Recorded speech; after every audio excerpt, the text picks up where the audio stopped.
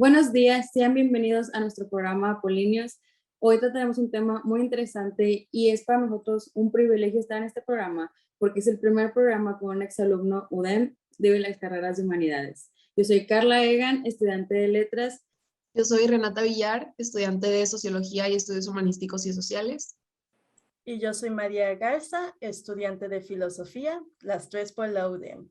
Ahora, hoy tenemos un invitado bastante especial para nosotras porque es un exalumno UDEM que nos va a contar su experiencia haciendo su trabajo de formación final. El exalumno de la UDEM, licenciado José Ponce de León. José Ponce de León es licenciado en Letras por la Universidad de Monterrey, con la tesis El Diablo en el contexto social y literario mexicano del siglo XIX. Actualmente estudia una maestría en estudios hispanos en la Universidad de Western Ontario. Muchas gracias por estar aquí, José. Es un gran placer. Muchas gracias a ustedes por invitarme. Ahora, ¿cómo fue la experiencia de estudiar este tema de el demonio, el diablo, para los mexicanos? Pues bueno, primero que nada, creo que hay que hablar del diablo como un tema que siempre atrae un poco de morbo, ¿no? O sea, el diablo es al final una figura que está presente casi en la vida cotidiana, que se expresa todo el tiempo.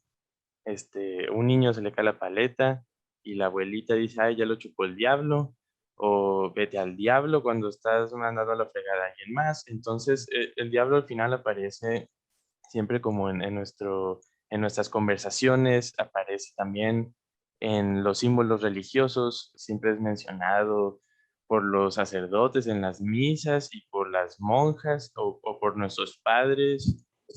Entonces, pues es una figura que siempre está ahí, ¿no? Y no solo en lo familiar o en lo privado, sino también en lo público. También para los que juegan lotería, pues también encontramos el diablo en una de estas cartitas, ¿no? Y es el diablo con su color rojo, con su barba, con su tridente, con su pata de gallo y de chivo y todas estas características, ¿no? Pero también lo encontramos al final en la literatura, ¿no? Y va a ser una figura muy importante a lo largo del canon occidental. Lo va a mencionar, uy, pues bastantes, ¿no? Desde la Biblia en sus orígenes, con la figura de la serpiente, o bueno, de muchas formas en la Biblia en realidad, pero también más adelante en la Edad Media y en el Renacimiento sobre todo, va a aparecer en muchas novelas, obras de teatro, poesía, y digo, solo por mencionar algunos, ¿no? Pero también incluso en estas, en estos cronistas de América, cuando van a pretender evangelizar a, pues a los nativos, ¿no? Entonces el diablo va a fungir, siempre va a tener como un propósito, ya sea como para, pues, ¿cómo decirlo? Como para culpar o para criticar al otro por sus actitudes, por sus costumbres, o para espantar a la gente, ¿no? Entonces, al final siempre está muy ligado como a una ideología. Puede ser política, puede ser social, puede ser incluso económica, pero el diablo siempre está ahí. Entonces, creo que es una figura que me gustó mucho. Yo la conozco porque estaba muy familiarizado con las pastorelas, ¿no? Entonces, a mí siempre me dio curiosidad como topármelo todo el tiempo al diablo y al diablo y al diablo, ¿no? Porque uno pensaría que es una figura más eminentemente europea, o sea, lo vas a encontrar en la Biblia, en contextos italianos sobre todo, pero pues se ha convertido al final en un símbolo bastante mexicano, ¿no? Ya es parte como de nuestro estilo de vida aquí en el país. Entonces, creo que por eso me llamó mucho la atención. Bueno, ahorita ya nos platicaste un poquito acerca de la evolución que tiene el diablo a lo largo de la historia, en la Edad Media, en el Renacimiento, pero ahorita mencionaste algo acerca de tu enfoque acerca del diablo en México y queríamos saber si nos puedes platicar un poquito si hay ciertos estereotipos o ciertas figuras que destaquen. Claro, bueno, la cosa con el diablo es que, bueno, como decía, pues va a transformarse de muchas formas, ¿no? Originalmente, pues ni siquiera existía, podía ser la serpiente, a veces era un ente que existía en el aire, pero conforme pasa el tiempo, pues va a tomar figuras más antropocentristas, ¿no? Se va a acercar a la figura del ser humano. Entonces, eso es lo que nos llega a nosotros en América y que va a vivir, va a perdurar durante toda la colonia, ¿no? Entonces, ya que México se independiza, se convierte en México, pues el diablo también va a sufrir cambios. Entonces, aquí sobre todo vamos a encontrar a tres diablos. El diablo de las pastorelas, que ya les había mencionado, pero también el diablo de las leyendas. Entonces, aquí toma dos formas, como Catrín y como Charro Negro. Entonces, estos dos diablos, tanto el Catrín como el Charro Negro, pues tienen muchas características en común. Digo, claro, la vestimenta va a ser muy distinta, ¿no? Una tiene un sombrero muy grande, pues es un cabalga caballos,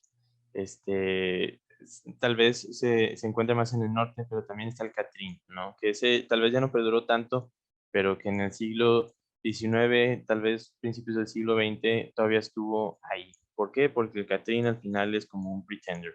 Entonces, claro que la figura del Catrín va a encontrar mucha relación con el diablo, ¿no? Entonces, este hombre elegante, de buen porte, que siempre presume tener dinero, pues se va a relacionar mucho con el diablo, ¿no? Porque está al final relacionado con muchos pecados capitales, ¿no? Soberbia, envidia incluso.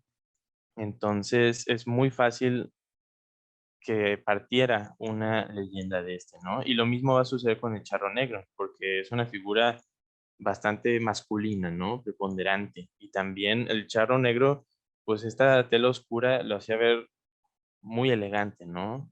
Entonces, con ambos casos sucede lo mismo.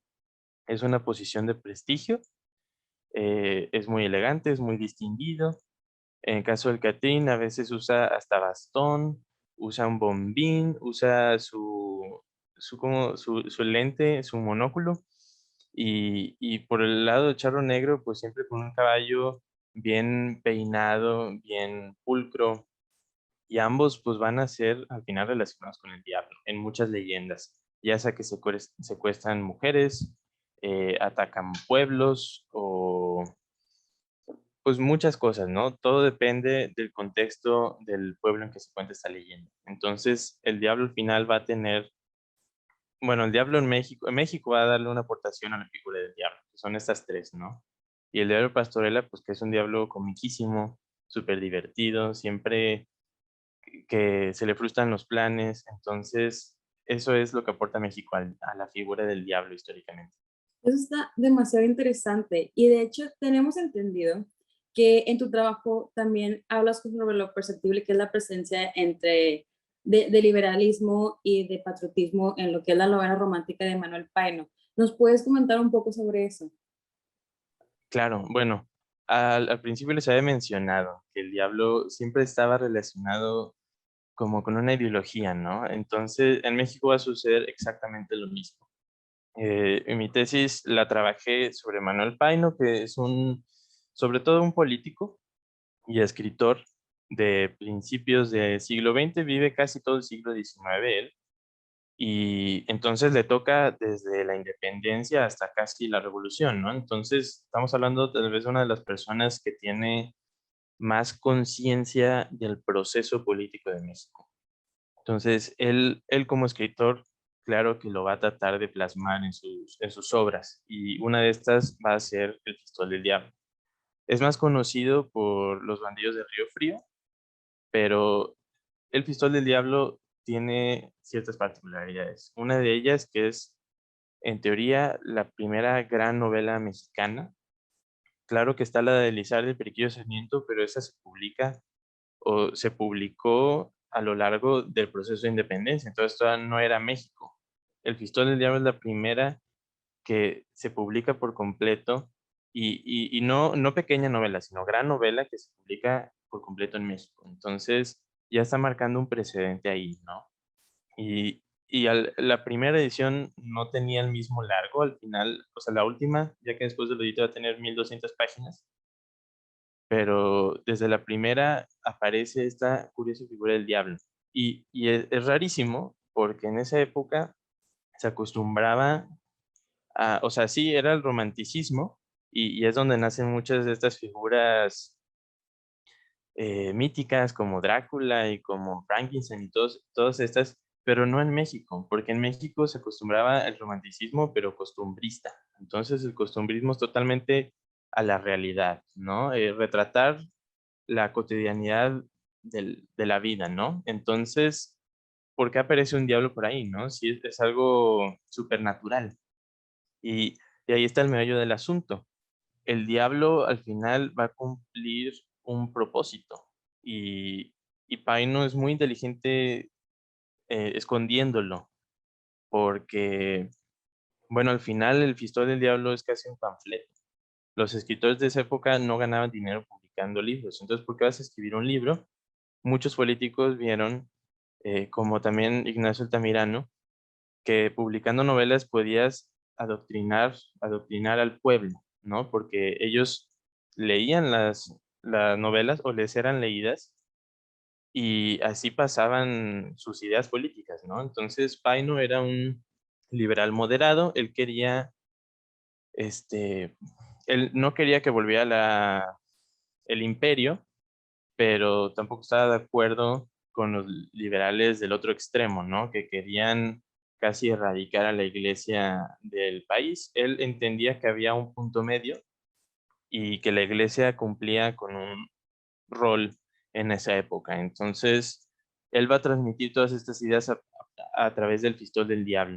Y una última cosa, también él creía que la unidad nacional era lo más importante para el crecimiento del país, ¿no? Estamos hablando de que le tocó la independencia y le tocó también la guerra de intervención americana. Entonces México venía de una gran derrota, también le tocó el cambio de gobierno con Benito Juárez, le tocó también Maximiliano, entonces vio cómo México perdía una y otra vez con Francia, con Estados Unidos, con España, que estaba, o sea, México estaba siendo acosado. Entonces, ¿qué dice Manuel Paino? La única forma de sobrevivir a estos ataques es unidad nacional. No hay que irnos ni por los conservadores radicales ni por los liberales radicales. Entonces, aquí el diablo va a cumplir este propósito de ser la viva imagen de la discordia. Entonces, lo único que explica que México no esté con la misma idea de salvarse es porque el diablo está moviendo ahí los hilos de la política y está provocando discordia, no solo entre clases políticas, sino entre clases sociales, ¿no? Ricos contra pobres, conservadores contra liberales. Entonces, es el diablo en la novela el que mueve todo. Y también el diablo es esa persona que pone sus intereses personales sobre los del país. Entonces, eso está interesantísimo porque te está diciendo, te está comparando con el diablo, ¿no? O sea, tú eres el malo si no estás pensando en la unidad nacional. Y ya por último, también hay personajes en la novela que son incluso peores que el diablo y el diablo lo dice, ¿no? O sea, yo soy el diablo, pero esto es peor. Entonces, ¿qué dice esto? Que el ser humano incluso puede sobrepasar las cosas que hace el diablo, ¿no? El diablo tiene un plan, como Dios tiene un plan, pero el ser humano a veces se puede sobrepasar. Entonces, ¿qué te está diciendo? Oye, pues no me estás ni ayudando, estás incluso empeorando lo que hace el diablo. Entonces, ahí está el propósito de que exista el diablo y que no se puede cumplir sin esta figura sobrenatural. Wow, es bastante interesante cómo todas estas ideas que tenemos del diablo vienen de esta novela Y lo cual me hace recordar un punto tocado anteriormente acerca de cómo el diablo está relacionado con la elegancia, con toda esta imagen, por así decirlo, burguesa. ¿Hay una relación entre una crítica hacia esta clase política relacionada con un mayor capital económico, una mayor cantidad de bienes, con cómo se retrata esta imagen de diablo en el ámbito cultural, de como una persona elegante, una persona bien vestida?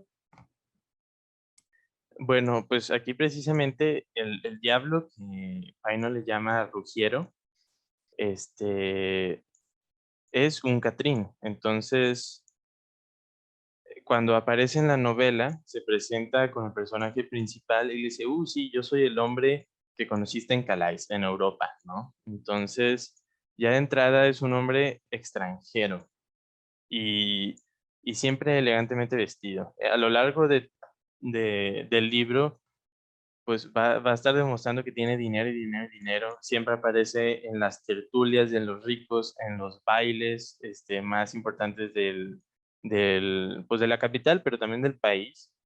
De repente compra un edificio entero para montar su sastrería. Entonces es un hombre de gran capital y también es un hombre cosmopolita. Entonces no solo habla español, sino que habla muchos idiomas. Y algo bien curioso, también, o sea, el diablo aquí es un hombre que parece 40 años, pero bueno, todos sabemos que el diablo pues es casi inmortal, ¿no? Entonces, combina la sabiduría de un viejo, pero también la inteligencia y la capacidad física de un joven. Entonces, el diablo Rugiero es casi un hombre perfecto, ¿no? Porque es fuerte, es inteligente, tiene dinero, viaja, casi hace lo que quiere, ¿no? Y aparece en todos lados. Entonces, es buenísimo, porque pues está criticando a la clase alta, a los ricos, a los catrines, comparándolos con el diablo. Y también el hecho de que sea cosmopolita, que sea extranjero, también es una crítica en sí, porque dice, oye, Paino está diciéndote con eso, oye, pues es que hay que darle más importancia a la educación del país, ¿no? O sea, ¿por qué tiene que ser un extranjero el que viene aquí a mover los hilos políticos del país? Y eso es precisamente lo que no quería Paino, no quería un líder extranjero, no quería políticos extranjeros. Entonces, ¿por qué va a venir Ruggiero, que viene de Europa, a manejar el país? Entonces, en este mismo personaje, que es Dandy, que es Catrín, existe esta crítica a la clase alta, ¿no? ¿Por qué? Pues porque al final estos personajes de clase alta ponen primero sus intereses antes que los del país y se apropian de los puestos políticos que dejaron libres los españoles cuando los sacaron para independizar México. Y en esos puestos políticos solo están ahí para robar. Suena muy parecido al presente, sí, y pues eso es, ¿no? O sea, al final esta crítica y este libro siguen siendo muy importantes por eso, porque la realidad de México no ha cambiado tanto como uno cree. Bueno, a pesar de que este tema es muy, muy interesante, desafortunadamente ya se nos acabó el tiempo. Pues le agradecemos mucho a nuestro ponente. El tema es muy, muy interesante y parece ser mucho más complejo de lo que pues pensábamos. Te agradecemos mucho, mucho por tu presencia y esperamos volver a pues platicar aquí en el programa después. Y pues bueno, también nos despedimos a quienes estuvieron viendo el programa. También muchas gracias y pues es todo por hoy. Bye. Bye. Nos Gracias, vemos. adiós.